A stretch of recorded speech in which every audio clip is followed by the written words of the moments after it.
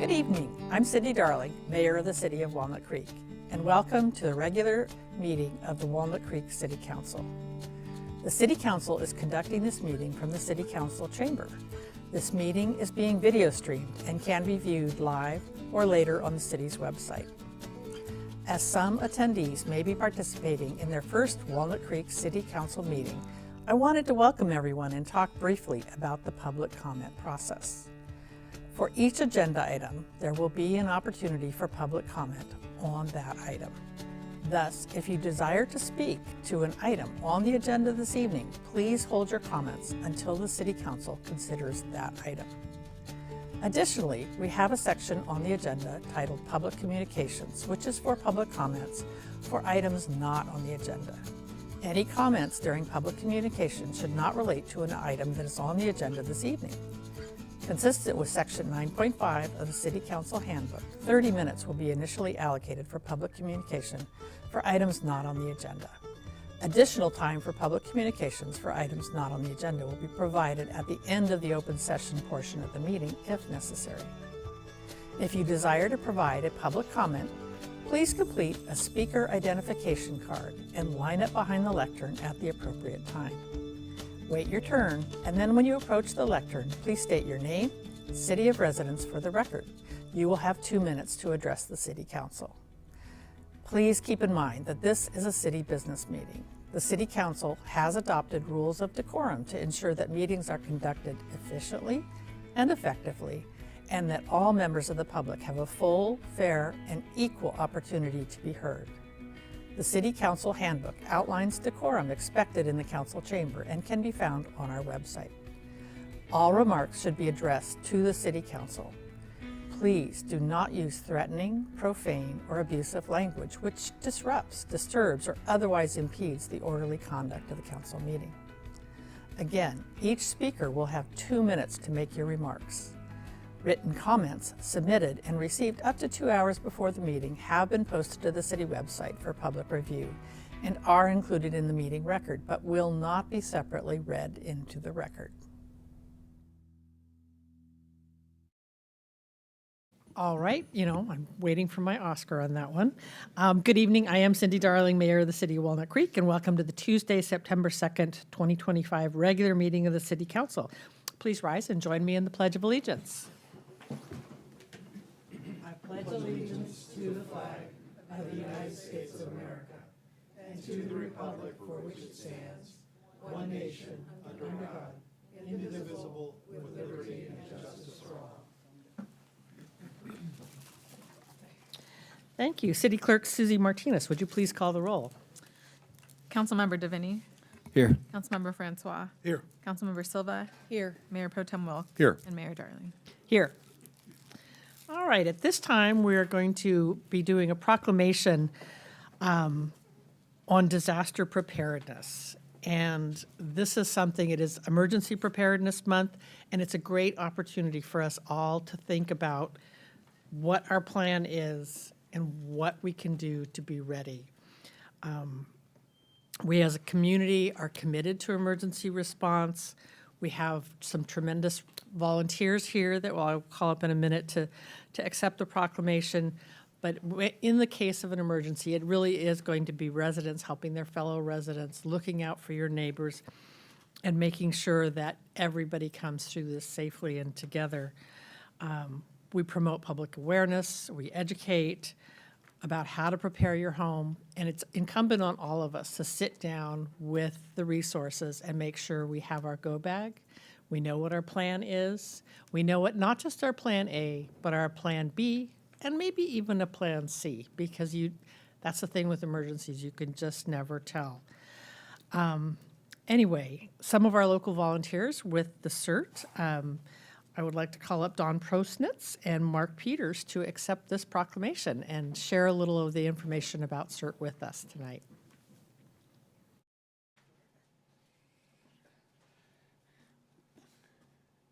Well, thank you for inviting us today. It's an important month.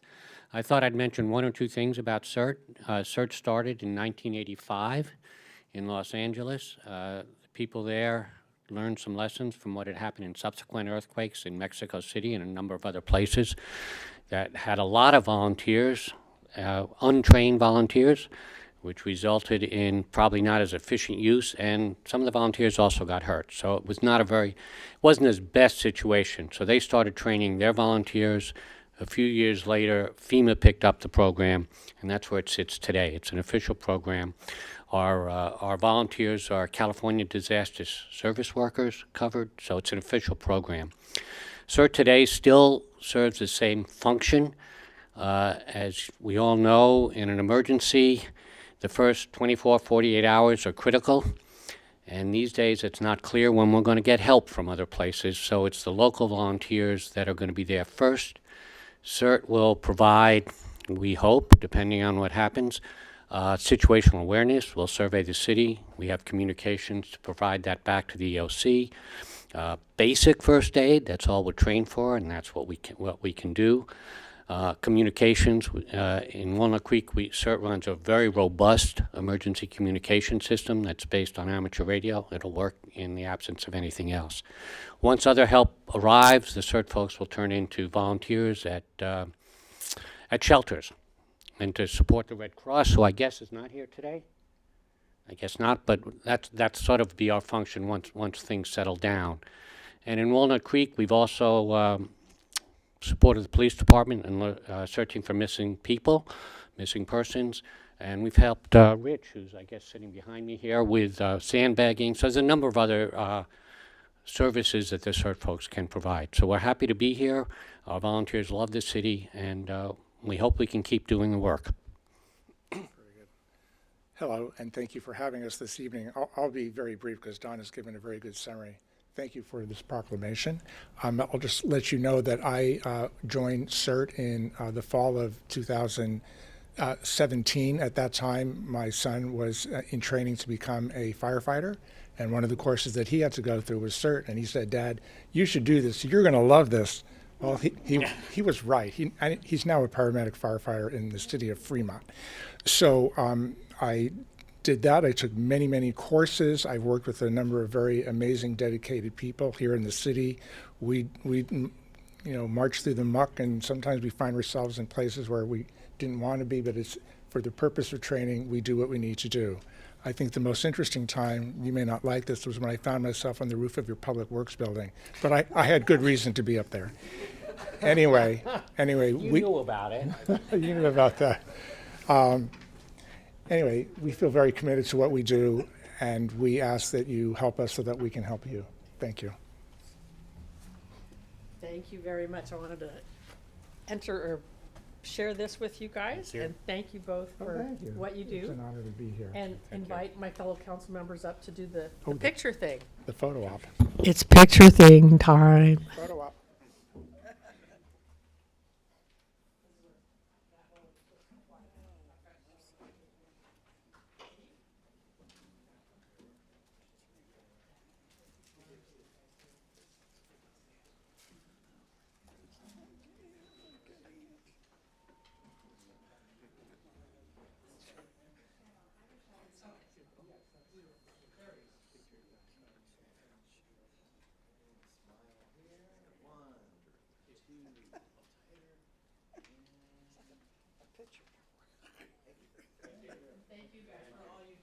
Thanks, guys.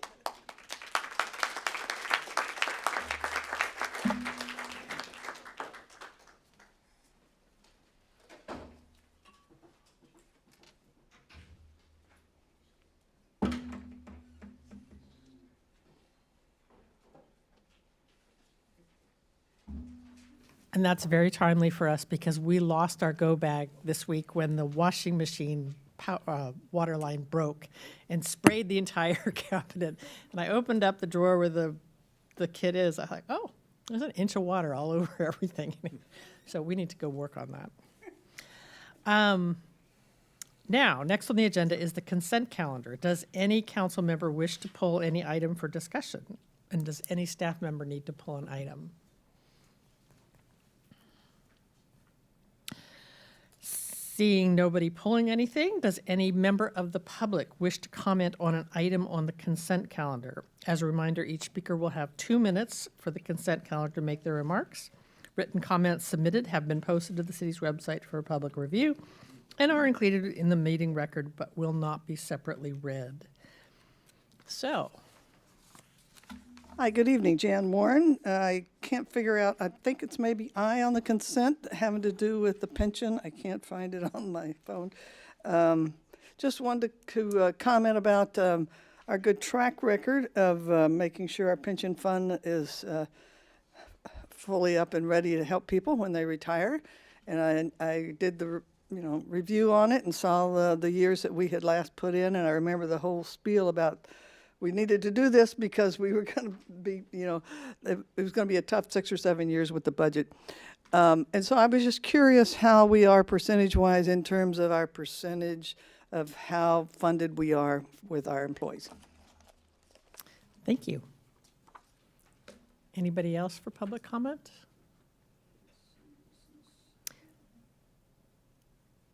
I think what, Jan, what we can do is we can get you the number. I've got the number somewhere, but it's not at the top of my brain. But we'll get you, we are doing well with our pension. And that's item 2J was the one that you're commenting on, yeah. All right, seeing no additional public comment, does a member of the council want to make a motion? Move to approve the consent calendar items 2A through 2J. Second. All right, roll call, please. Mayor Pro Tem Wilk. Aye. Councilmember Silva. Aye. Councilmember DeVinny. Aye. Councilmember Francois. Aye. Mayor Darling. Aye. Motion carries. All right, next on the agenda is public communications. This portion of the meeting is reserved for comment on items not on the agenda. Under the Brown Act, the council cannot act on items raised during public communications, but may respond briefly to statements made or questions posed. We can request clarification or refer the item to staff. Consistent with Section 9.5 of the City Council Handbook, 30 minutes will be allocated this time for public communication. And for items not on the agenda, additional time for public communication will be at the end of the meeting if necessary. Written comments submitted have been posted to the city's website for public review and are included in the meeting record, but will not be read separately into the record. At this time, it is 6:12, and so we will go now till 6:42. So anybody that would like to address us for public comment, please step up and take your turn. Everybody gets 2 minutes. Hi, Jan. Hello again, 40-year resident of the Woodlands. I see my buddy Barbara out here, probably come up here to speak too. I went out to look and see who had sent public comments, and here it all is. I haven't seen one of these signs yet. They look great, and I haven't gotten my nutcracker, and so I haven't gotten the updates on all this stuff. But I am aware of the confusion with all the different kinds of bikes and all the scooters and all the kids that are, I don't know, chasing each other, going through stop signs coming from Northgate. And so it's not just a matter of educating the kids. We really need to educate the adults because the adults don't know what's allowed where either. And unfortunately, you get some people who are being dismissive of young people sometimes, and they know more than the person who's calling them out. So I just think just a general good, that we used to do trainings at, the police would do trainings at the schools. I don't know where you're going to train all the rest of us, but maybe videos or some night out when we're all out to see a movie and you put it up there first. I don't know, but be creative because we could all use the education. Thanks. Thank you.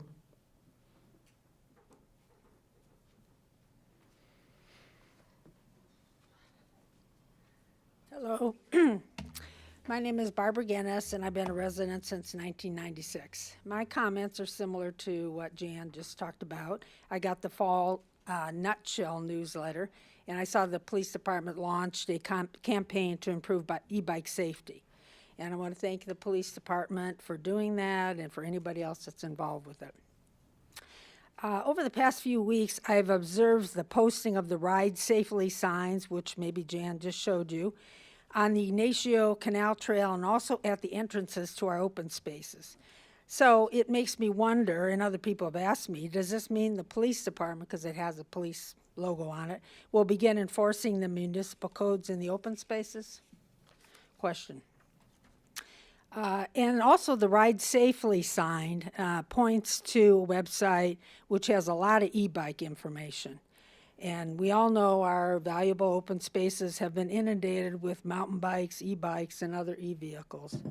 We all know our parks and open spaces are regulated by municipal codes that I have listed in the email that I submitted.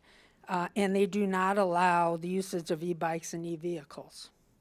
So but the Ride Safely sign being posted at our open space entrances outlines Class 1 and 2 bikes as allowed on bike trails and Class 3 as allowed on bike routes, not bike paths. So with this Ride Safely sign prominently posted at our open space entrances, you can be assured that the e-bike riders will look at this and see, oh, allowed on bike trails and bike paths in the open spaces. And there they go.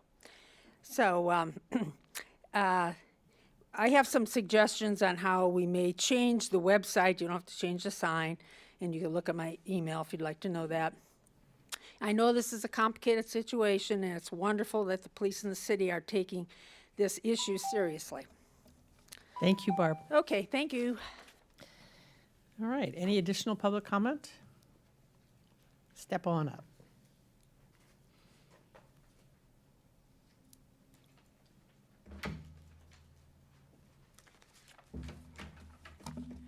My name is Julia Maxwell. I own the house behind the library.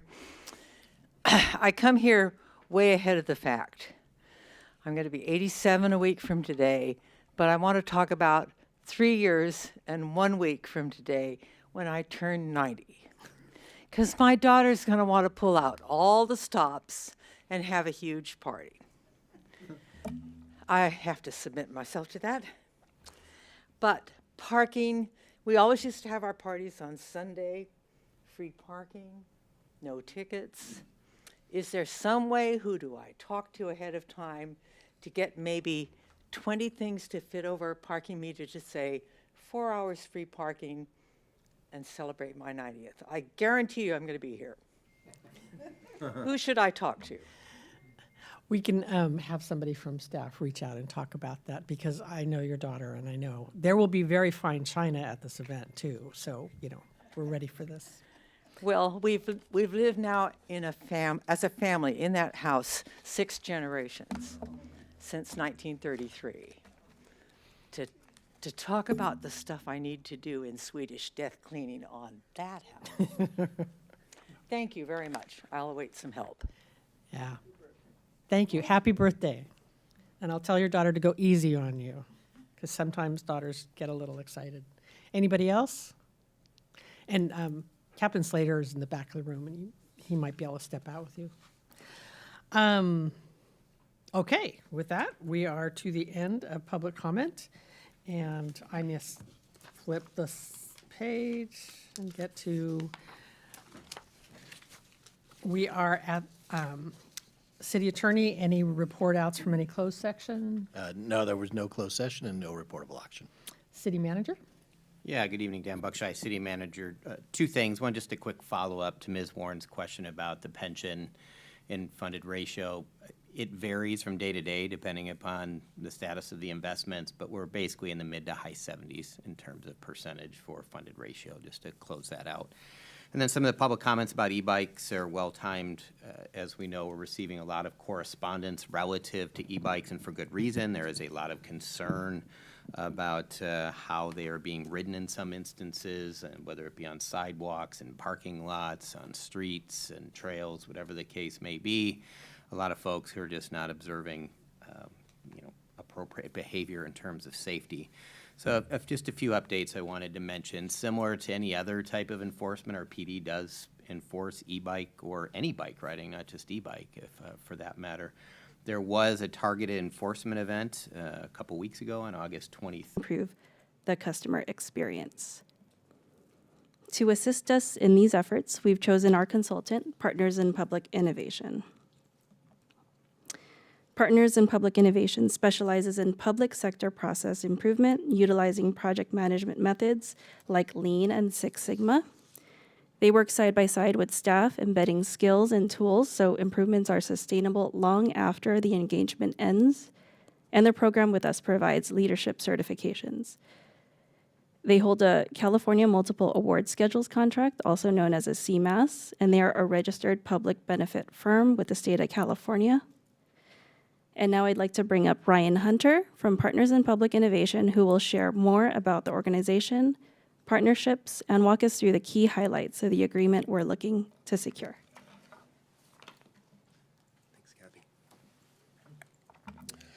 Well, good evening. Thank you all for inviting me to come and be with you tonight. My name is Ryan Hunter. I am the co-founder and principal at Partners in Public Innovation. I was a 12-year resident of the East Bay. I'm up in Sacramento now, but it's nice to be back down here with you all today. So I came at this work first from time that I spent working for the City and County of San Francisco, where I co-founded and then built our first citywide program in lean process improvement, which is just a fancy way of saying we kind of found places where there were real bottlenecks to the public services that the city was trying to provide, and built a program that was designed to break those bottlenecks down. While I was in San Francisco, we trained over 1,000 city staff. We did strategic improvement in about a dozen city departments, built that program out to the point where I started to have other cities and counties calling us and saying, how do we do this kind of thing in our city? So out of that, we co-founded Partners in Public Innovation. I built Partners in Public Innovation with my co-founder was the chief people officer at the SF Public Utilities Commission. She was my favorite client at the time. We had done work on the SFPUC's hiring process to cut 2 months off of their time to hire. And out of the pandemic, said, do you want to come and do this work with me to help other cities do the same kind of thing? So our mission, as you see up here, is to transform public services by empowering staff to create a culture of continuous improvement. So, what that means when I talk about transforming public services, I really mean about how do we make a measurable impact to the kinds of services that our citizens are expecting us to provide.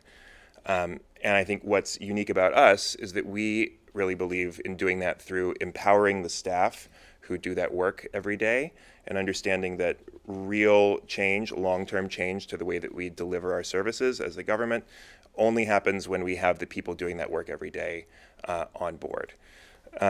And then we do that in a way that creates a culture of improvement, which is to say it's not a one-shot deal, we improve this one thing and then it's done, but to say how do we sort of build the skills and the habits of improvement into everything that we do so that that work continues even after an initial project is over. And the primary ways that we do that are through kind of training and capacity building for staff and understanding how to do that kind of in-the-weeds process improvement work. Because if you really believe that the people who do the work every day have to be the ones at the forefront of changing that work, then you'd better give them some skills in problem solving and innovation. And then facilitated process improvement. And that doesn't look like us coming in and writing a report with recommendations. It looks like getting the people who do this work every day, even if they're from, as Kathy said, multiple different departments, getting them around one table, focusing together on what's not working and building a future state that works better for both staff and the people that we're serving. We do this work exclusively in the public sector and primarily with local government. So most of our clients are cities, counties, and special districts. And our roots are here in Northern California. That's most of the folks that we've worked with.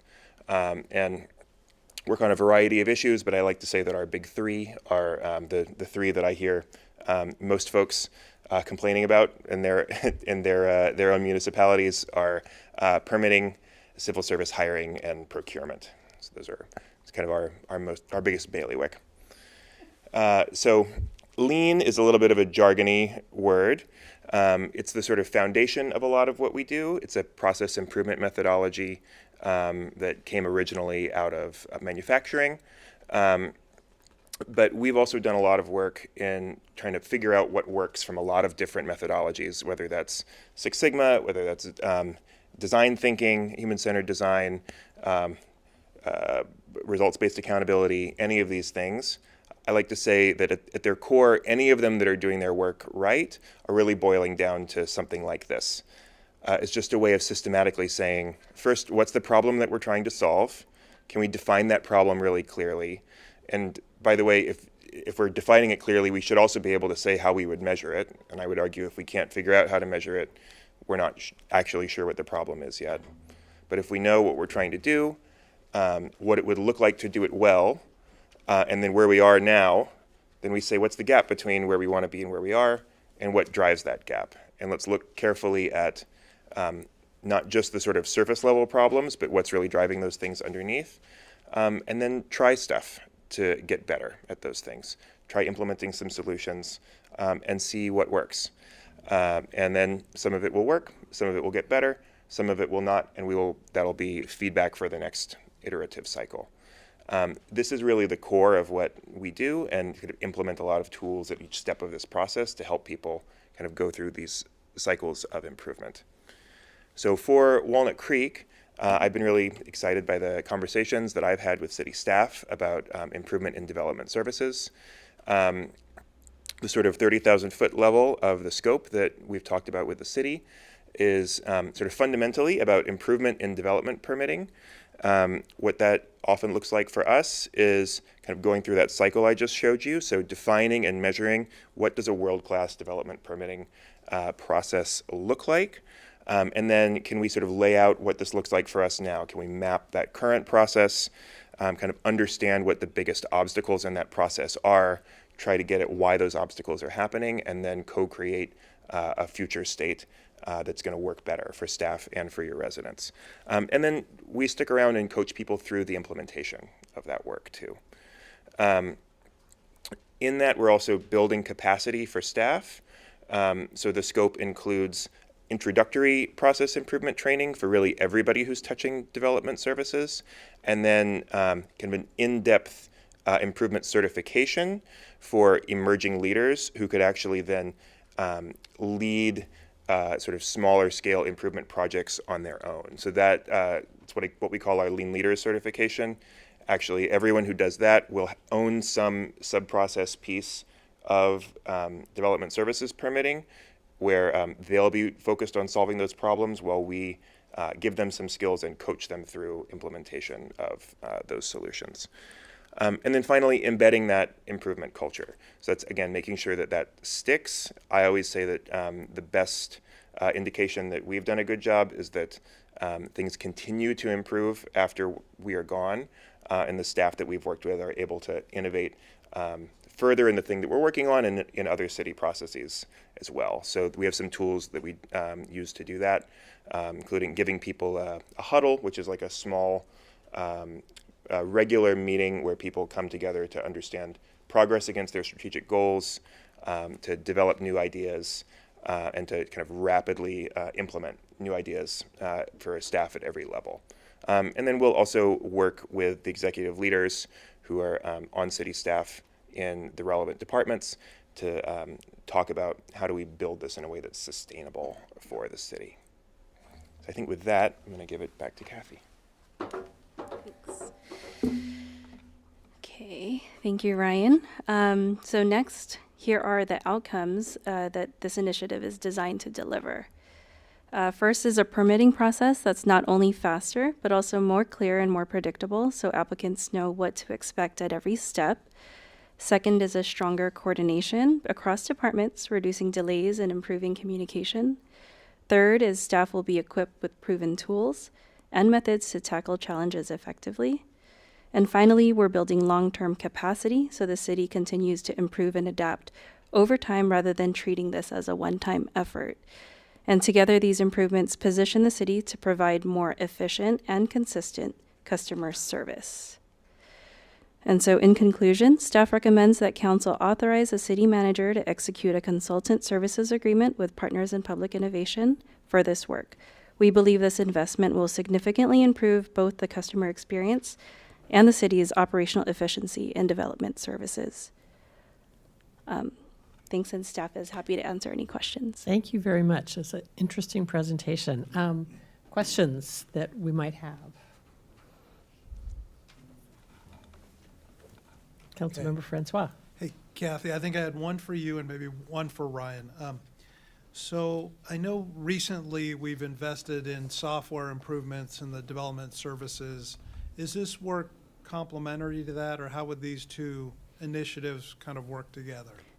It is complementary to it. There is a separate effort to that, and I could defer it over to our director to provide more detail. Okay, hello, Erica Vandenbrand, Community Development Director. So yes, these pieces are intended to work well together so that the process improvements are intended to deal with the physical, interactions, et cetera, but then also to take a look at the online experience. The online experience consultant effort, there's some work that's being done right now to, take care of the low-hanging fruit, but then the next tranche of that will happen subsequent and in parallel with this so that we're, undoing all the pipes to get them right for the process improvements. Okay, that helps. And then for Ryan, I'm wondering if you can speak to kind of some of your work with other agencies and kind of at the end of the process, sort of what would be the metrics for success once we've gone through this program? What would we expect from having gone through it? Yeah, I mean, so what those success metrics are is one of the things we'll define right at the very beginning. I would say almost every project we do has some measurement of time, right? So not always the easiest to measure, but the sort of easiest thing to put a finger on is to say, can we issue this permit faster? Can we get people building the thing that they're trying to build, appropriately for the city more quickly? So I don't know. I mean, one example, we did a permitting project that was actually on childcare, licensing for new in-home childcare facilities. We did that a few years ago with the city of Boise, and spent some time with them looking at a few different metrics. Some of that was the fees that people pay when they get a permit. Some of it was how much effort is taken from staff and from the public, how many hours they have to spend going through the process. And then how long it took them, in days to issue a permit. So in that project, we were able to work with them to design a process that I think it took 90 days originally to issue those permits, and we ended with a process that took 25. So that's one example of what that can look like. Does that help? Yeah, it does. In terms of the delays, that makes perfect sense, and I think that's something that we're hearing from our business community in terms of wanting to be able to measure success in terms of reducing the time to permit. What are the other kind of major obstacles that you see in most agencies that are preventing them from timely issuing permits? That's a big question. I mean, in some ways, I feel like in certain kinds of things are idiosyncratic to every agency. But then I think commonalities are things like, I don't know, one of the things I think a lot about is, have we given people the right roles? Do we expect someone who's applying to have the sort of knowledge about laws or permitting that only staff would have? Something like that. Can we make this process as easy as possible for the applicant? Often there's a lot of just getting the right people around the table together. Often just the process of sort of unpacking what a permit process looks like end to end, not just my department's piece of it, but getting everyone there to see it all put together by itself can be quite powerful. You say, oh, I didn't realize that we made the applicant do that Boise project. They had applicants, they had to have 2 different inspections, but it turns out those inspections were about 80% the same. But the agencies, one was internal to the city, one was an external public health agency. They never really talked to each other or even had a venue to interact, right? So being able to see all of that in one place, giving them a place to talk together, and then doing the sort of hard work of, okay, well then what would it take for, in that case, the city to delegate its inspection responsibility to an outside agency working through the legal pieces of that. Again, those are just some examples. That's helpful. And typically, how long does it take for you to see some kind of measured improvement? I think the scope of work, I think we scoped this thing to be a year-long project.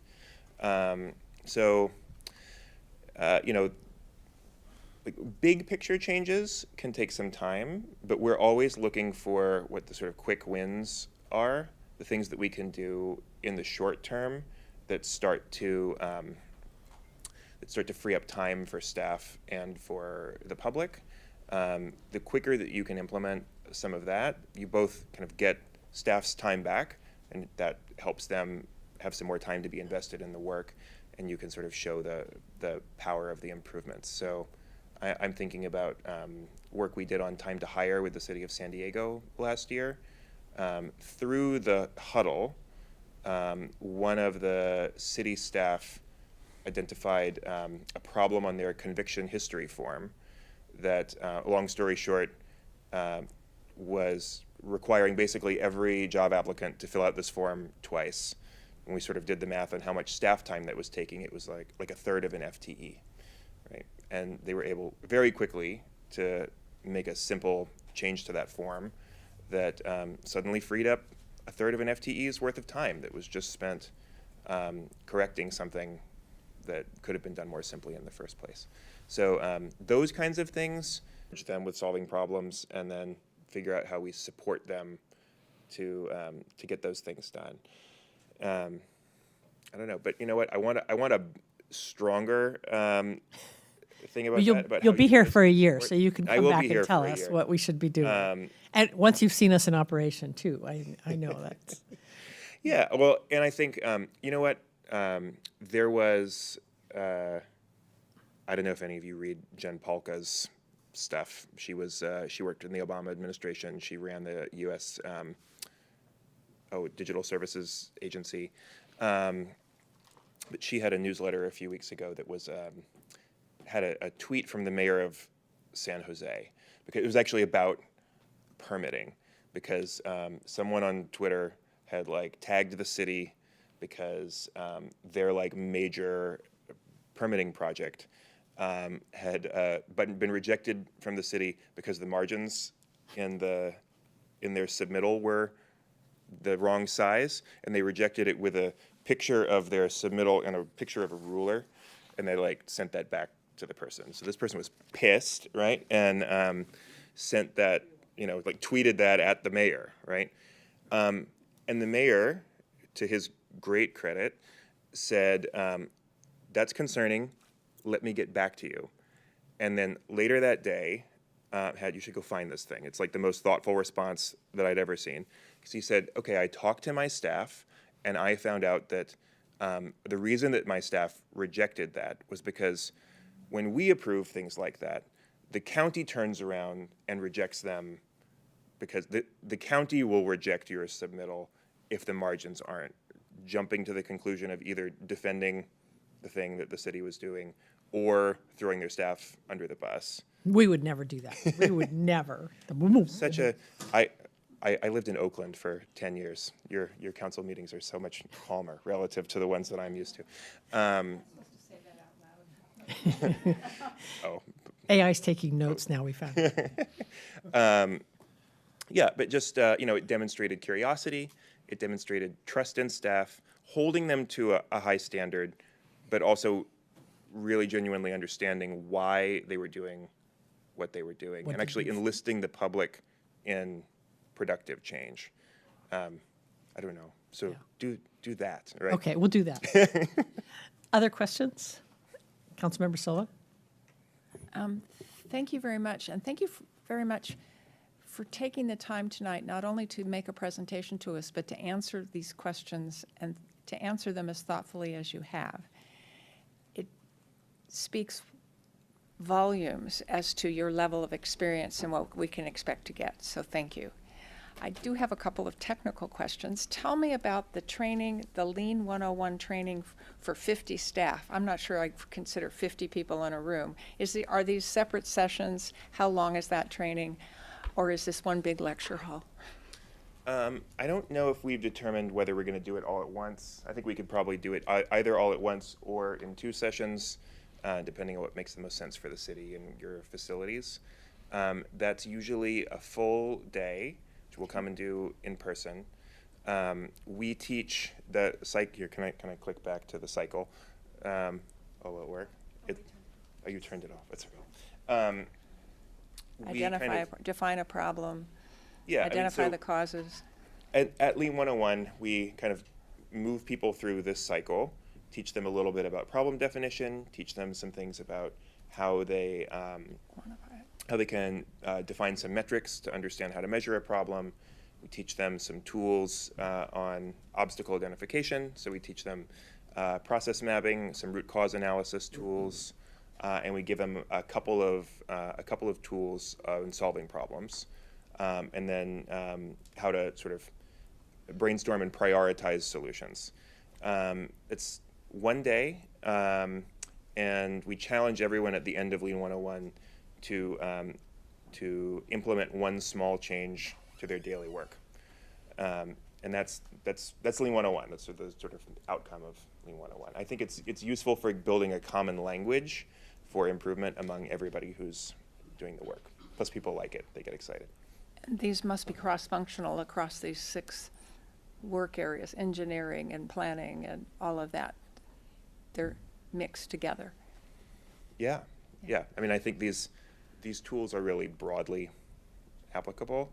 In one of my trainings back in San Francisco, I had a group of people from the Department of Technology who were working on Microsoft Office 365 licenses, and I had a group of people from Public Works who were a bunch of plumbers who were trying to figure out how to organize their space better. And I had them sitting at the same table, and they told me, do you know how our processes are exactly the same? We're working on the same thing.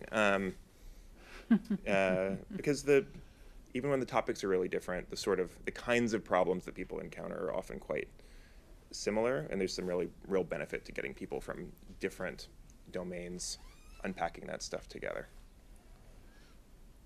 So I'm glad the mayor brought up the other agencies that are directly involved in the permitting process in relation to Walnut Creek businesses and residential projects. I suspect you're not being charged to go help them solve their process problems. I don't. But if I could am I doing that? I hope not. But hopefully people will, from our organization, will discuss the fact that the more that things break down at our end with our customers when they think that we're involved in the problem. It's almost like the story of the San Jose mayor being able to admit to the customer that this is the county's issue, but we need to tell you about it. We need to not mask it. And I think sometimes that is a problem in itself at our level. Yeah, I mean, I am sure that you will have issues in your permitting processes that are primarily the responsibility of some of these other agencies. And I am sure that once you sort of open all of these cans of worms, you will find plenty of issues that are your homegrown ones that are yours to fix too. Exactly. Is there an opportunity during this one-year process to engage with us as a council to get reports and success stories? Because this is going to be exciting for the business community and exciting for our residents and homeowners who have projects and have frustrations. But if we go off and do things for a year and then come back and say, okay, we're done now, I'd love to hear about it iteratively a little bit so that we can celebrate the successes as they're going along. I mean, I think the short answer is yes. Thank you. Yes, and I will say. Good answer. Maybe just the one other context I'll throw in there is that I think I mentioned earlier, I'm sort of allergic to writing reports with recommendations. I like to say that our main deliverable is an improved process. But what we do usually do is present back, here's the work that, here's the problems that we uncovered, and here's the solutions that people are working on. And I hope that you mostly won't hear from me about that. I usually queue those presentations up so that the staff who do that work every day are the ones who are able to talk about. I hope I'm not telling you right now I'm throwing your people under the bus, but those should be really primarily driven by staff. So that's who you'll hear from. Thank you. Thank you. It's going to be a fun year. I think Councilmember DeFinney had a question. Yeah, thank you for the presentation. I think you get the sense we're excited that this work is going to be done. It's something that we've been hearing about for a while, and I'm glad we're at this point. I had just a question about scope and how we, I know we set aside some money in the budget for the program, but sometimes when you go shopping for something that you haven't shopped for before and someone says, what's your budget? You don't really know because you don't know where the value lies. So you might be willing to stretch or you might need to downsize. And so I heard you talk about you're still working on defining the scope of work, but what is that? I just want to make sure that our budget aligns with what is the most we can accomplish with this process. And so I guess that's not something that would need to be necessarily answered right now, but is this a best case scenario from the services provided, or maybe staff would like to speak to that? Yeah, maybe I can address that. Good evening, Mayor, Member, City Council, Charles Ching. I'm the Assistant City Manager. The scope of the work is defined already. I think what Ryan was alluding to was on how the work will be delivered. This is going to be a process, getting to know who staff is, how big the team is, and all of that. But the scope of the actual work is already defined. Mm-hmm. And was that made independently? Was the scope of work tailored to the budget, or did the budget just happen to match the scope of work? So we've been talking to Ryan and his firm for a while now. And we've been talking about, the issues that we're encountering and whatnot. And so even through the 2-year budget cycle, we were already anticipating that this would be around the amount that we would. So you already had that defined? Correct. Okay. Yeah, because I think this, I'm excited for the program. I think, the benefit is, I hope to, and to second Councilmember Silva's sentiments, I'd love to hear updates as we go along too. Yeah. Absolutely. Yeah. All right. Thank you guys very much. Now we'll open up the public comment on this process.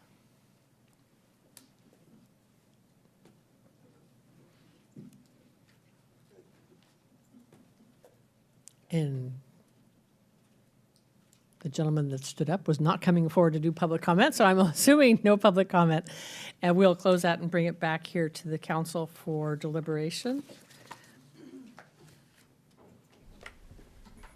I'm very excited about this. We've tried to do this internally ourselves a couple of times over the course of time, but sometimes bringing in experts to guide the process and teach you how to have a better process are going to be more effective. And so I'm happy to make the motion to authorize the city manager to enter into an agreement with Partners in Public Innovation to provide process improvements in development services in an amount not to exceed $290,720. Second. All right. I think all of us are generally really looking forward to the year, and we will get things updating us as we go along so we can hear more. And now we will call the roll. Councilmember Silva. Aye. Councilmember DeVinney. Aye. Councilmember Francois. Aye. Mayor Pro Tem Wilk. Aye. And Mayor Darling. Aye. Motion carries. Okay, and now we'll come to the slightly delayed 6A, which is a public hearing for the consideration of a mitigated neg deck, general plan amendment, waiver of reading, and introduction of plan development ordinance. Mayor, could we take a 5-minute break while they're resetting up? Yes, we will take a 5-minute break. Because this is the Community Development Department show tonight. All right, 5 minutes, and we'll be back at 7:22.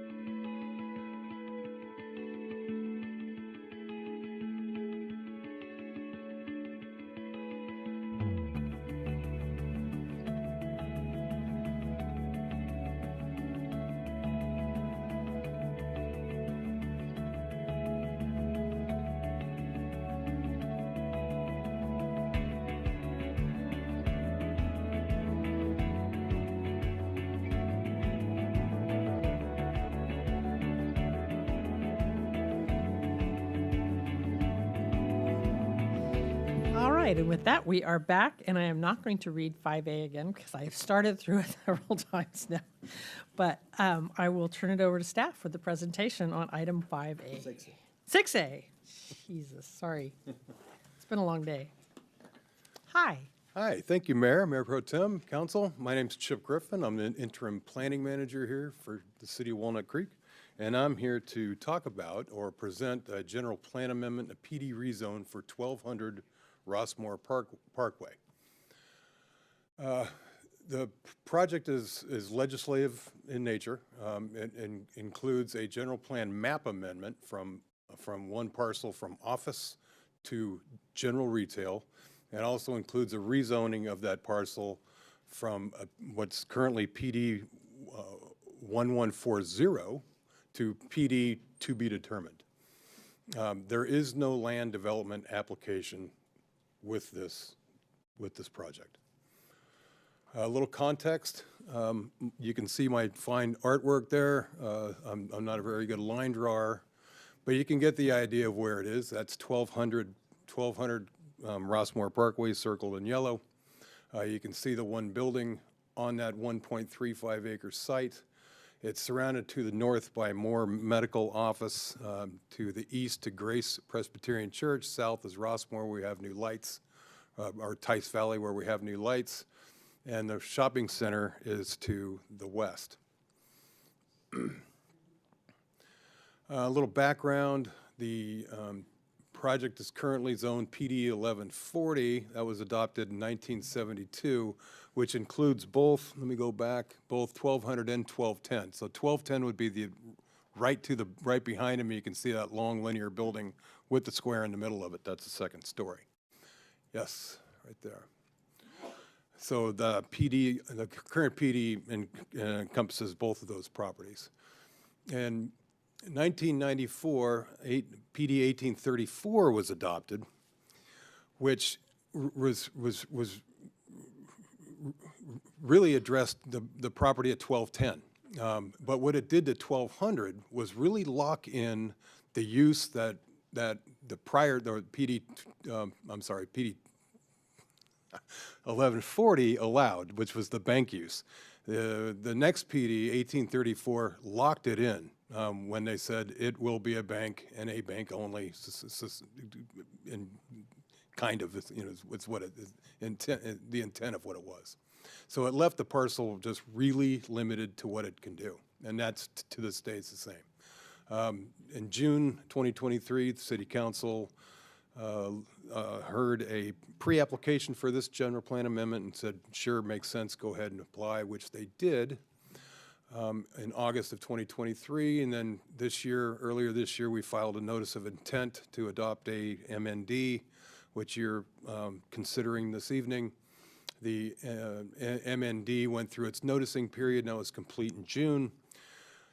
August this year, the Planning Commission provided positive recommendation. There was not a lot of discussion, it just made sense, and they recommended to the council to a positive recommendation with no changes. So that's where we're at tonight. This is what the general plan map amendment looks like. On the left, you can see where it's blue in that one corner parcel. It's land use designation of office OF, and the proposal is to change it to GR, general retail. And you can see that the shopping center across the street, and then the other parcel, catty corner, which is Savers, is general retail as well. So it's not really a spot designation, and we'll get to zoning here. Here it wouldn't be spot zoning. And you can see here where we would just go from PD 1140, 1834 to, and that's parcel alone, 1200 would have a new PD number to it. What are we doing here? Well, the plan development ordinance is modeled after the city's community commercial zoning ordinance with a few changes. And those changes are to the land use table and to the development standards table. And they're lined out right here. Specifically, it would allow, without a conditional use permit, a bank of over 1,000 feet, ground floor medical office, ground floor office, and a standalone restaurant with a walk-up takeout service. That's not a drive-through. A drive-through would still require a CUP. For the development standards, the FAR has changed here. Where community commercial allows a 0.3 FAR, this would allow a 0.5 FAR, which is well within the GR land use designation. Also, the building height. The community commercial zone allows 20 feet unless otherwise specified. This new PD would incorporate the current allowance of 35 feet, which is similar, and it's the same as the shopping center, same as 1220 Rossmore up the street, where there's been some entitlements there recently. CEQA, there was a mitigated negative declaration was prepared for this project. It identified, in the initial study, it identified 6 categories where there might be substantial impacts, but with mitigation measures, and those mitigation measures are outlined in the MMRP that's attached. They are lessened to non-significant. And those items are air quality, cultural resources, geology and soils. All of these items are construction related, and also greenhouse gas emissions, transportation, and tribal cultural resources. Some of the greenhouse gas and the tribal are also associated with construction, whereas the transportation VMT is really an operational item, and as well as the greenhouse gas. I should also say that we have the applicant's representative, Eric Erickson, is here with Colliers. He's got a short presentation, and Liza Debbie's here from PlaceWorks for any CEQA questions that you might have. With that, staff would recommend for the council to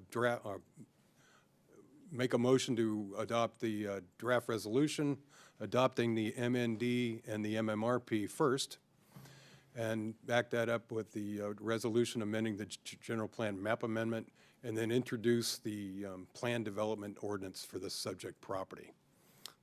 If there's no questions of staff, Eric Erickson is here. All right. Why don't we go ahead and hear from the applicant, and then we'll see if there's any questions. Okay. I believe he is going to use this, maybe this slide. Yep. You want that one? Okay. Good evening, everyone. Thank you for considering this change of use and the general plan amendment. We started this a couple of years ago in 2023 with the pre-app, and we've been collecting interest on the property and not totally decided what we're going to do with it. But the general plan amendment and the new zoning for the new PD is going to really open up this corner to allow for some really interesting development to happen, and potentially some new businesses to show up on that corner. And that's a really important corner for the Rossmore community, we think. I didn't really have too much to add. I just wanted to say thank you for hearing us.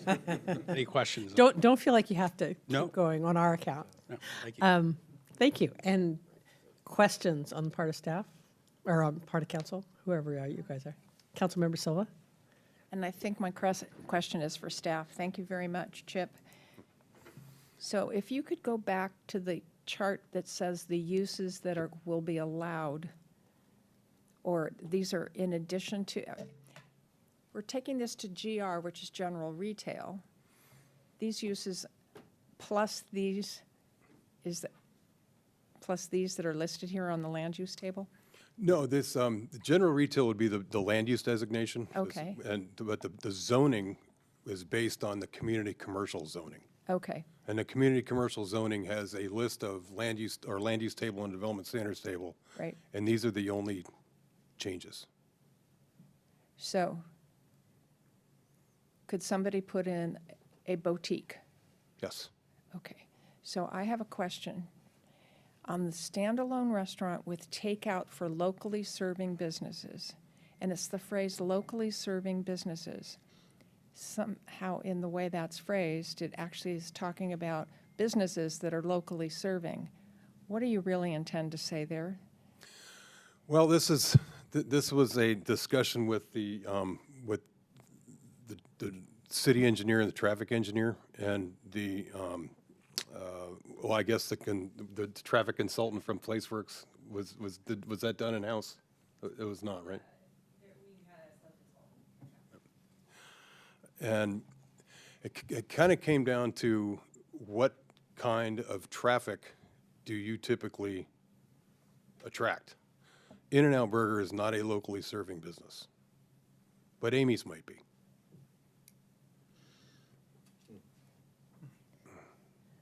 So you're talking about a restaurant that is locally serving, not a restaurant that is with takeout for locally serving. It's the structure of the sentence, and I'm sorry.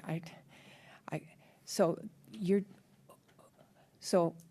this would not be appropriate for an In-N-Out. Besides that, there's no drive-through, but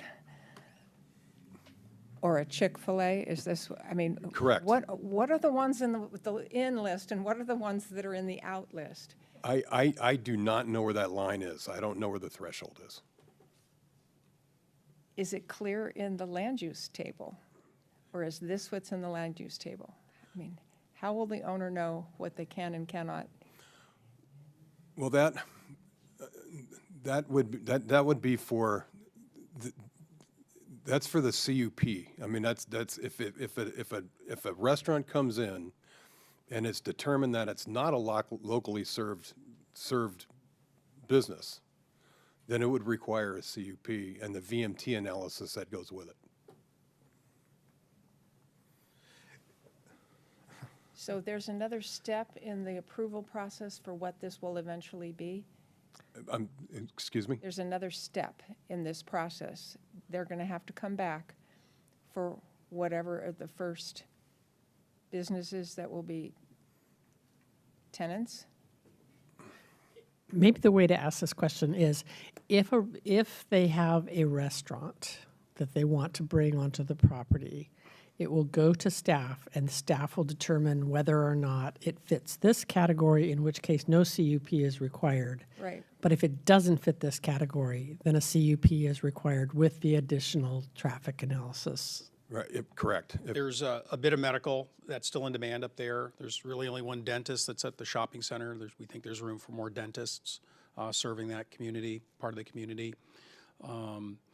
There's other medical services that I meet all the time, and they're looking to land in Walnut Creek, and they can't particularly go downtown, and they don't want to go all the way out to Shadeland, so the Rossmore area is actually a good in-between, and it does give them access to the La Miranda community.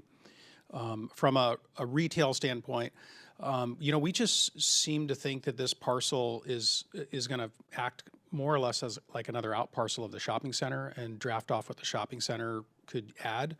The local serving restaurant could be something as large as a family restaurant, like a Hickory Pit, for example, but it really is probably going to be something more like a small takeaway restaurant to fill in. I mean, the applicant, the owner of the property, we've talked about going as large as a 20,000 foot commercial property that would have mixed commercial office on the second floor and retail on the first floor. It's the sort of project he owns in Concord. But it could be as easy as just retrofitting the existing shell, maybe doing a small expansion on it, preserving the existing parking ratio, the parking map that's there. We're not really sure yet. We've been holding off on making any commitment to interested parties until we actually got through these steps, thinking that we didn't want to have users come up to staff or come to the city and say, well, we're going to land our flag here. We just didn't want to do any of that yet. And the market's changed completely. I mean, for when we first met in 23 to now, I think generally office is in a little higher demand. There still aren't banks looking for 5,000 foot locations, but they're looking for 2,000 foot locations. And there's a couple of banks that want to come to Walnut Creek. So I could very well see another little bank there in half the space. So. At 20,000 square feet, if it were used exclusively for medical office, how many spaces, individual doctors, dentists, would you expect? I always think in terms of ratio. That's sort of how my business works. I need about a 5 per 1,000 ratio to make it park comfortably. Out in Shadelands, we have a 4 per 1,000 net usable, which is like 5 per 1,000. I think we can make it park comfortably. I've been involved with commercial development. We've been we've underparked. We've stayed to the line of the development code, and it's just really not been operational.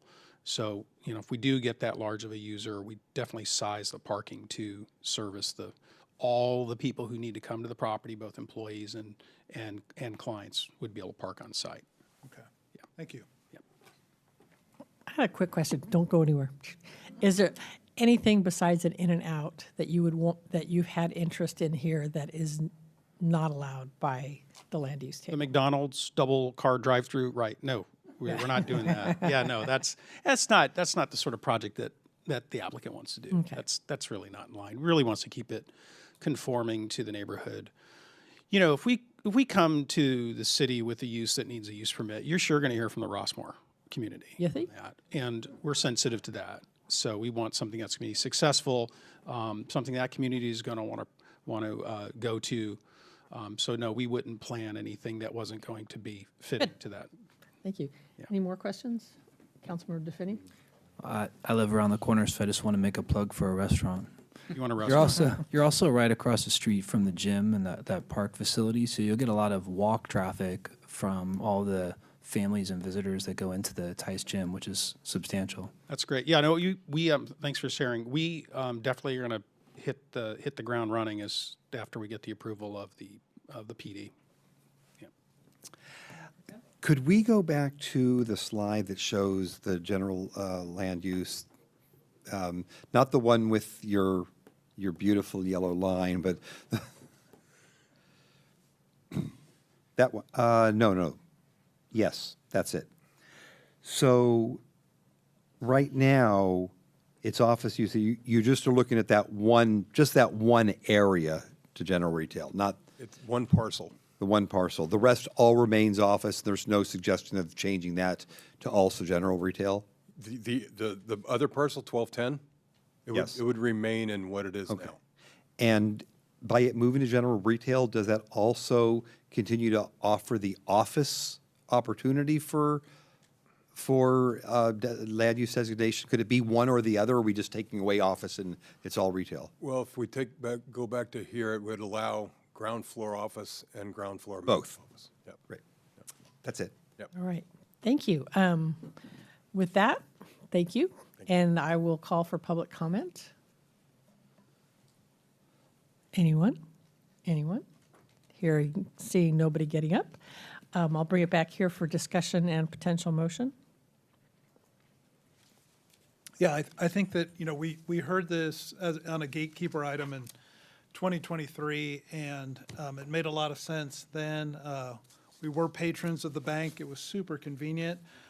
I'm not sure I quite understood how restrictive the zoning for that site was. And you kind of scratch your head, and that probably didn't make sense when it was imposed, and certainly doesn't make sense now. I could see this being reused for a higher and better purpose, probably of a medical variety. And I understood kind of the building being located more toward the intersection, which I think provides that good pedestrian connection and access to the shopping center, depending on where the building's situated on the site. So I'd like to make a plug for that, or at least I'm sure that activity is going to happen already, but I'd like to see it happen safely for people crossing the street over to the shopping center. And if that slide comes back on, I'm prepared to make the motion. Or I can wing it with the staff report. So I'd move to adopt the draft resolution adopting the mitigated neg deck for 1200 Rossmore Parkway, and the draft resolution amending the general plan map from office to general retail, and introduce and waive the first reading of the plan development ordinance for the property. Second. Roll call, please. Councilmember Francois? Aye. Councilmember Silva? Aye. Councilmember DeVinny? Aye. Mayor Pro Tem Welk? Well, I'm going to vote aye, but I didn't even have a chance to have any conversation about it before you made the motion. So I just want to say that while I'm on the record as typically stating that changing zones is one of the areas that I think is most important on this council, because people buy their homes next to areas based upon the zoning. So changing any kind of land use designation, I really take as sacrosanct. But this makes perfect sense. I went to high school right across the street when there was a high school right across the street. It's next to a retail shopping center, and I think that making this this into a general retail makes a lot of sense, so I will be voting aye. And I too will be voting aye. When I was to Golden Rain Foundation, I mentioned this to them and they're like, oh yeah, that needs to be something. So, yeah. Aye. No. All right. And now we are done with 6A, and I will turn the thing, and we are now on 6B, which is consideration and adoption of a resolution to approve FY 24-25 CDBG Annual Action Plan Substantial Amendment. And I invite the staff to come forward and provide us with a staff presentation. Perhaps your first staff presentation to council? Third. Wow, I'm not paying attention, am I? No, it's okay. My name is Allison Restick. I am the housing planner with the Community Development Department. As mentioned, tonight's presentation will be on an amendment to last year's fiscal year 2024-2025 annual action plan. This is for our Community Development Block Grant Program.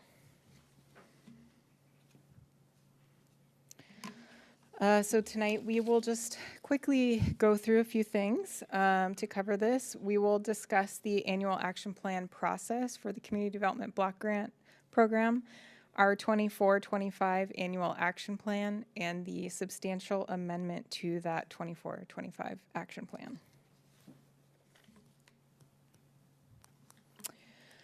An annual action plan is a document that's required by the U.S. Department of Housing and Urban Development for the Community Development Block Grant Program.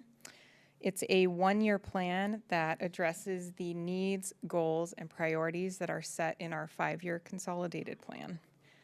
It lists projects, scopes of work, funding allocations, and anticipated outcomes, as well as opportunities for public participation in the project selection process, which is based on competitive requests for proposals. Once an action plan has been submitted to HUD, it can be modified through an amendment process, which is outlined in the city's citizen participation plan. Amendments, whether they are minor or substantial, are not uncommon, and they can even happen after the fiscal year ends. This is because scope and objectives of projects may change throughout the year. Allocation amounts may need to be adjusted, and sometimes, occasionally, we add projects or programs to the list of projects in the action plan. Specifically, though, the Citizen Participation Plan identifies changes with the use of program funds from activity to activity when there is an amount of $25,000 or 10% of a project, whichever is greater.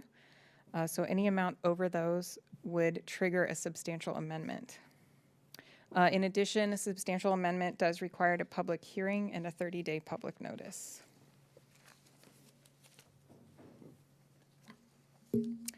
So last year's action plan was adopted by the council in June in 2024. It included a placeholder project to meet HUD's submittal deadline because at the time there was CDBG funding for economic development, infrastructure, and public facility projects that required a competitive RFP to allocate that funding for the fiscal year. Staff posted that RFP immediately after that June council meeting and returned to council in September, at which time council authorized 2 new projects, one for Trinity Center's Employment Pathways Program and one for the city's Civic Park Community Center ADA improvements on the exterior of the community center. The addition of these 2 new projects to the action plan, as well as redistribution of funds from the placeholder project to the 2 projects, which is greater than $25,000, means that this change qualifies as a substantial amendment. The amendment shifts funding from placeholder project to the new projects, which brings our action plan into alignment with the actions that the council has already approved on our funding allocations. And the proposed changes to the annual action plan do not impact the placeholder project, nor does it change or impact the budget for fiscal year 24-25 of CDBG funds. This is essentially just an administrative exercise to bring our action plan into compliance for HUD. The edits to the action plan are provided to you as red lines in attachment 2 to the staff report. So with that, staff are requesting that City Council adopt a resolution approving the substantial amendment to the 2024-2025 Annual Action Plan for the Community Development Block Grant Program. Thank you. Available for any questions you have. So I just wanted to be clear, the placeholder project was the 699 YVR. Yes, it's listed as 699 YVR site improvements. Site improvements, and we have found other funding because 699 YVR is under construction, and so right, we're good there. Yes, the funding that was That's the promised to them technical is term already- for that. Yeah. We're good there. Exactly. All right. Other questions, clarifications? Councilmember Silva. Thank you for doing all this work. Just a quick clarification. Have we allocated these funds already and we're just correcting the records? Yes, correct. It appears to be after the fact, but it was approved last September, and the funding was allocated to those 2 projects in September. Thank you. Yeah.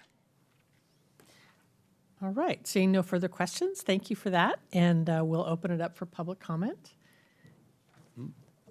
Please step forward and tell us who you are.